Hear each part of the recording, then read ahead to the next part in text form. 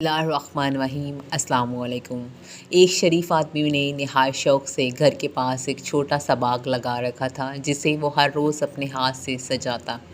ایک دن وہ کہیں باہر گیا ہوا تھا کہ اس کا چھوٹا لڑکا ہاتھ میں آری لیے باغ کی سیر کو نکلا تو اس نے آری کو آزماتے آزماتے ایک سب سے اچھا درخت کاٹ دیا۔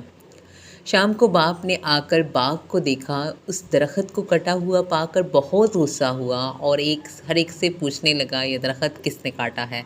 اتنے میں بیٹا بھی آ گیا۔ باپ نے اس سے پوچھا تو اس نے صاف کہہ دیا، آپ ناراض تو ہوں گے مگر میں جھوٹ نہ بولوں گا، یہ درخت میں نے ہی کاٹا ہے۔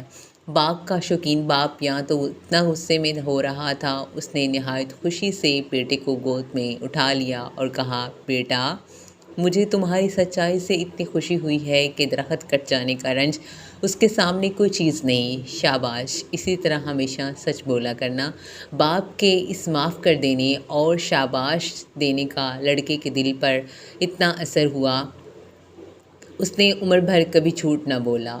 ہوتے ہوتے اس کی عمر سارے شہر میں مشہور ہو گئی۔ اس لڑکے کا نام جارج واشنگٹن تھا۔